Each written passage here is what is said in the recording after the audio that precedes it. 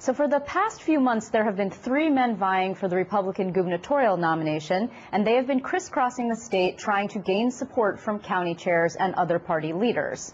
They have been talking to New Yorkers about their vision for the future, but none have been traveling the state by tugboat until now. Today, Carl Paladino announced that he will travel along the Erie Canal for the next week, making stops in several cities along the way. And Carl Paladino, you are here with me before you get on the boat and cast off as it is. Are you ready? Absolutely. What made you, how does a person come up with this idea? Caputo. Okay, Caputo is your... He's our campaign manager. Aide-de-camp. Yeah, and he's out there on the cutting edge with his thinking. He says, we got to do something other than just get on a bus and drive around. Okay. This is actually his boat. It's his boat, yeah. And the Mirabelle. His bird. And his bird is supposed to be on the boat with my dog, Duke. Oh, it's going to be like a menagerie. So we're gonna have this bird that apparently has 5 words in its vocabulary right now, but he's capable of 90, according to Mike. Uh-huh. And we're going to see if we can expand the vocabulary. Maybe you could teach the dog a thing or two, you know. And your family is going to be with you too? They'll be joining us at different times, especially my little one when she's out of school. You know. So what's the point exactly here? I mean, other than to get some press, which obviously you are. The point is to, number one, highlight one of the great jewels of the state of New York, which doesn't get much attention too often. And I mean, the history of this project is the magnitude of it and the size of it at the time that it was built, and what it did for New York City and putting New York City on the map, and really it brought that trade down the river that eventually you know, gave us the great city of New York. Well, it's actually derided as a ditch. Yep, Clinton's ditch. When it was first coming out. Yeah. So it should be an interesting trip that you're about to take, and you'll be meeting with party leaders, as we mentioned, across the way, trying to get some support leading up to the convention. Asking for support, yes. Right. We don't grovel. I have no intention of groveling. I've told party leaders from one end to the other end of the state, including the statewide leaders, that our intent is to appeal to the people. I've asked them for being a Republican. I've asked the Republican Party to give me the 25% and put me on the ballot. The fallback, which we've been prepared for from the beginning, is that we will petition our way onto the ballot if necessary. But we'll get on the ballot, and then we will beat whoever their candidates are. 2 of them, 1 of them, whatever they want to put up. Okay, if you're a man of the people, you're running this grassroots campaign, mad as hell is your slogan, you're certainly not, you're an unorthodox sort of candidate, and we'll get to that a little bit later, but why bother going the traditional route? I mean, don't you undercut your own argument? Not really. We're asking them to do what their constituencies want them to do now, and that is to support an outsider. But they're not inclined to do it. They haven't woke up yet to the reality of today.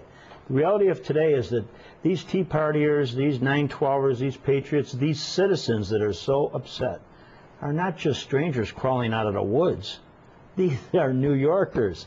They are Republicans. They are conservatives. They are independent voters. They are disaffected or moderate Democrats. Okay, they are the people, and they are the very concerned people.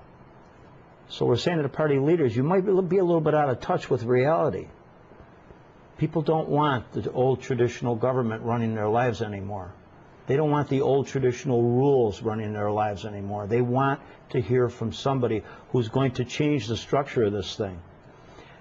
I just read a poll that we're going to appear about at Hofstra tomorrow. I read it on the plane here. And it clearly indicated that the people are confused. They don't understand what is costing so much. They know that it's out of control.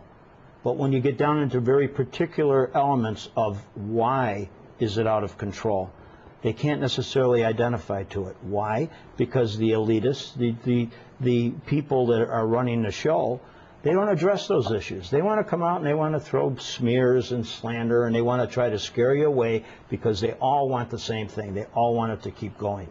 I don't care if they're what party they're leaders of. Okay, they're all dealing with patronage. They got some relative out there on the public dole someplace, or they've got their hands in the pie someplace, and it doesn't matter who they are.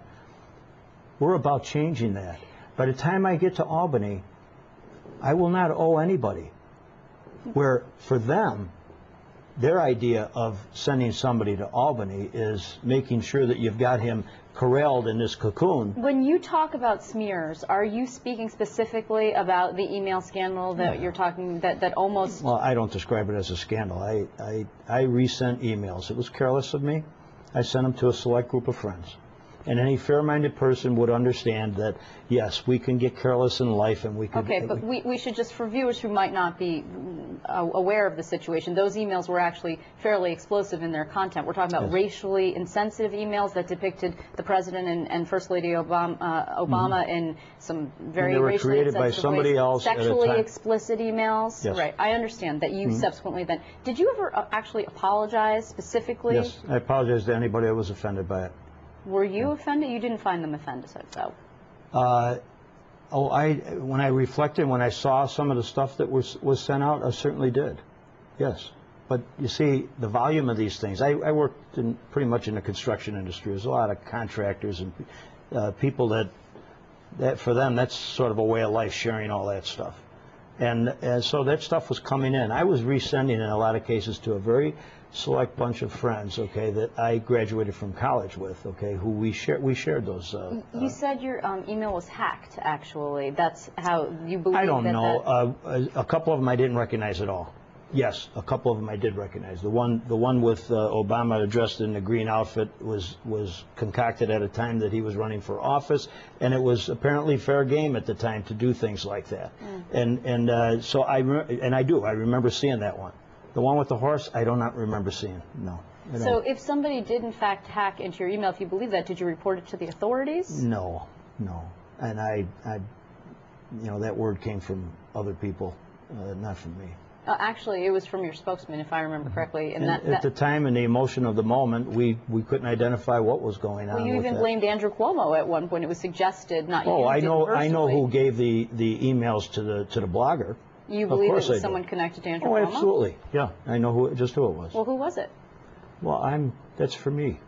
Well, why not out that person if they did something really underhanded and mudslinging in that way? I mean, hacking your email is actually technically illegal. I don't think it's appropriate to do that. But you do believe it's as inappropriate as them sharing private emails with somebody else. But you do believe it was somebody connected to the Attorney General? I do believe it's a major player in the Democratic Party. And it did.